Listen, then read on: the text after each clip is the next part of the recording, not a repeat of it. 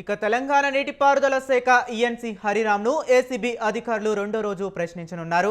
హరిరామ్ను 5 రోజుల కస్టడీకి ACB court అనుమతించింది. నిన్న మొదటి రోజు ఏసీబీ ప్రశ్నలకు సరిగా స్పందించలేదు. ఇక ఇదే అంశం గురించి మరింత సమాచారం మా కరెస్పాండెంట్ ఉషా ఫోన్ లైన్లో అందిస్తారు. ఉషా, చెప్పండి, దీనికి సంబంధించిన లేటెస్ట్ అప్డేట్స్ ఏంటి? హరి ఆదాయానికి మించినటువంటి ఆస్తులు అక్రమార్జనకి సంబంధించి ఏసీబీ అధికారులు ఇటీవలే ఏదైతే కాళేశ్వరం ప్రాజెక్టుకి సంబంధించినటువంటి ఈఎన్సీ ఎవరైతే ఉన్నారో హరిరామ్ ను ఇటీవల ఇంట్లో గాని అతని నివాసానికి సంబంధించి పలు చోట్ల ఏకకాలంలో దాదాపు 13 చోట్ల ఏసీబీ అధికారులు సోదాలు అయితే నిర్వహించారు. సోదాల్లో భాగంగా అనేక అక్రమాస్తులను కూడబెట్టినట్టుగా అయితే ఏసీబీ అధికారులు గుర్తించారు.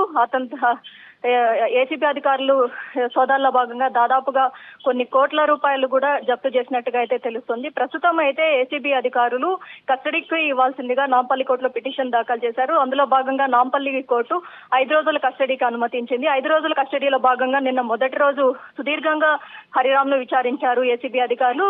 హరిరామ్ ఎక్కడా కూడా పొంతలేని సమాధానాలు చెప్పడము, అలాగే ఏసీబీ అధికారుల విచారణకు సహకరించకపోవడంతో రెండో రోజు విచారణలో ఎలాంటి ప్రశ్నలు సంధించబోతున్నారు, హరిరామ్ వీరికి ఎలా సహకరిస్తున్నారు అనేది మాత్రము చూడాల్సి ఉంది. ప్రస్తుతం అయితే కాళేశ్వరం ప్రాజెక్టు ఈఎన్సీకి సంబంధించి మొత్తం డిజైనింగ్ దగ్గర నుంచి ప్రతి ఒక్కటి కూడా కీలక భూమిక పోషించారు హరిరామ్. ఈ కాళేశ్వరం ప్రాజెక్టుకి సంబంధించి తన సతీమణి కూడా ఇందులో డెప్యూటీ ఇంజనీర్ గా కూడా ఉన్నట్టుగా కూడా తెలుస్తోంది. ఇద్దరు కలిసి కాళేశ్వరం ప్రాజెక్టుకి సంబంధించి చాలా వరకు కూడా అవకతవకలు చేశారు. మొత్తం కూడా ఎక్కడికక్కడ ప్రధానమైనటువంటి నగరాలు, ప్రధానమైనటువంటి స్పాట్లు ఏదైతే హైదరాబాద్ చుట్టుపక్కల కావచ్చు, అలాగే హైదరాబాద్ నడిబొడ్డున ఉన్నటువంటి ప్రాంతాల్లో కావచ్చు, ప్రతి ఒక్క చోట కూడా బిల్లాలు, అలాగే జగిత్యాల మొత్తం సంగారెడ్డి జిల్లా దగ్గర నుంచి ప్రతి ఒక్క చోట కూడా, సిద్దిపేట దగ్గర నుంచి జగిత్యాల ప్రతి ఒక్క చోట కూడా ఆదాయానికి మించినటువంటి ఆస్తులు సంపాదించారు అన్న కోణంలో